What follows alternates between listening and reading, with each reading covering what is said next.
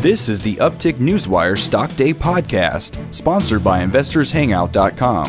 Subscribe to us on iTunes, Google Play, and YouTube to stay up to date on penny stock news and interviews, public information on OTC, pink sheets, and microcap stocks from around the world, with your host, Everett Jolly.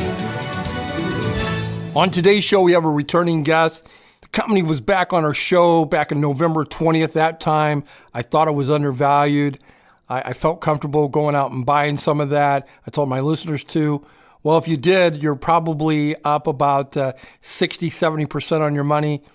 Stock's up to about 12 cents. At that time, it was at 7.5 cents. We're talking no other than LiCO Energy Metals, Inc. Well, they trade on the OTCQB under the ticker symbol WCTXF. They also trade on the TSX Venture, ticker symbol LIC. And with us today is the CEO of the company, Tim Fernback. Tim, welcome back to the show. Hi, Everett. Great to be back. Give some of my new listeners a little bit about statement of who you guys are and what you're about. Sure. Yeah, we're a mineral exploration company. We're headquartered in Vancouver, Canada, but we have many projects internationally. We have two lithium property exploration projects in Nevada. We have a project for lithium carbonate exploration and extraction in Chile, and then we also have a cobalt, 12 mining claims in Ontario, Canada, that are cobalt mineral exploration programs. You're kind of brushing over to that. I want my listeners to understand, and correct me if my metrics are wrong.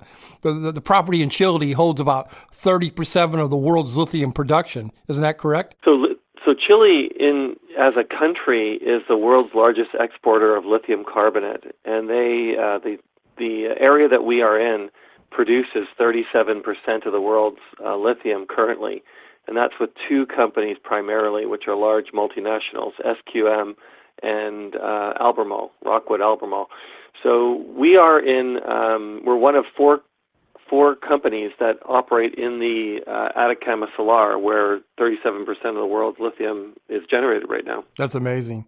I just want to know, can you go through your latest cobalt assay results from both the Glencore property and the Teledyne property? Sure. So we've recently completed a diamond drill program in Ontario, specifically in looking for cobalt. In total, we have completed around 32 drill holes, 11 on the Teledyne property and 21 on the Glencore property. In total, there was over 4,000 meters of drilling. And what we've found from our drill program is that it confirms the historic numbers that we've seen on these properties in terms of cobalt. And we've been pleasantly surprised with the copper numbers that we're getting as well, too. So we look forward to another drill program that we're going to organize for 2018, and there we're going to basically prove up the tonnage underground in terms of the cobalt that we have. The area in Ontario is a high grade, narrow vein cobalt program, so it's perfect for underground mining. I was going to ask you about your plans in 2018. I noticed that you guys did a $1.2 million option funding thing. So I'm sure you're going to take that money and use it in 2018.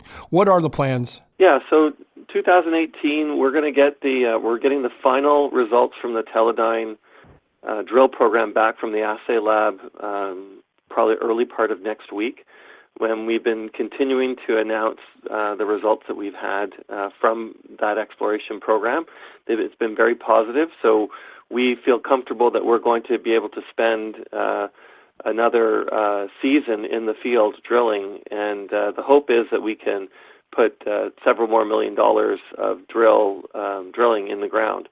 So we currently have about $2 million in cash in the company, and we're looking to most likely raise additional funds for that drill program. I've gotten quite a few emails coming in that when I told them that you were going to be on the show, and one of the emails asked, saying, hey, Everett, if you get a chance to ask Tim, what is the end result? Are we going to bring the lithium and cobalt out of the ground? Are we going to subcontract that? And when will revenues finally fall on the balance sheet? So the plan for the projects are a little bit different. In Nevada, we're looking to continue to build up the resource that we have underground, and it's likely there that we could be partnering with someone.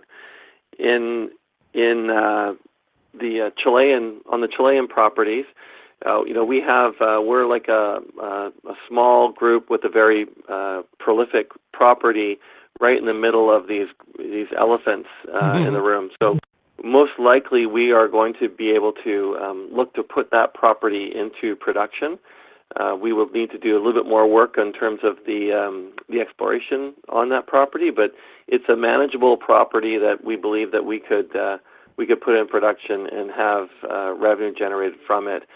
I would say that we're looking outwards past a year before that will take place, and we obviously need to get a special license from the Chilean government. So we would be looking to do all that work 2018, 2019. And then with our cobalt property in Ontario, our plan is to continue to drill that property, get to the point where we have about $100 million of resource that we've got indicated under the ground, and then go back to Glencore.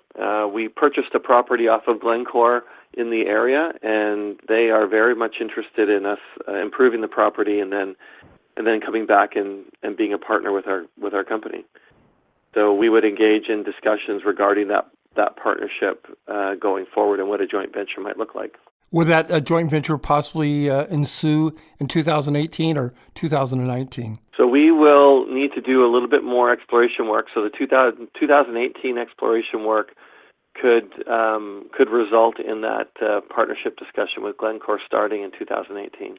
My company that we're highlighting today here on Stock Day is LiCO Energy Metals. They trade on the OTCQB, ticker symbol WCTXF. They also trade on the TSX Venture, ticker symbol LIC. I still think they're undervalued here at 11 or 12 cents a share.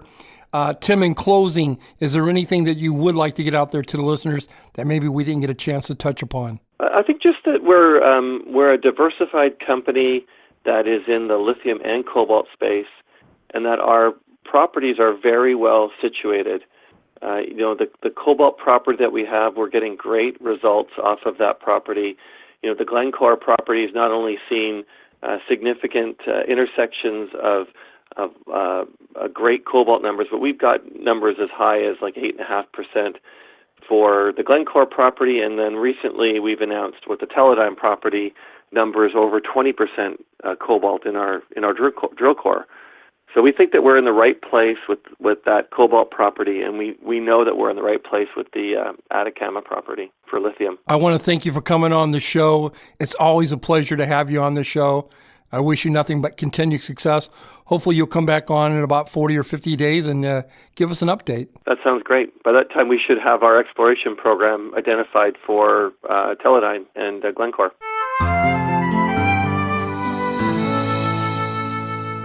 This program is entirely sponsored and produced by Uptick Newswire, LLC, which is responsible for the content. The opinions and information provided on this program are those of the guests and those of the respective companies they represent, and do not necessarily reflect those of the staff or management of Uptick Newswire. Uptick Newswire encourages all listeners of this program to do their due diligence and research when determining investment strategies that will work for them, or to seek the assistance of an investment professional. The guests of this program may have paid for its distribution and are not directly affiliated with Uptick Newswire or this station.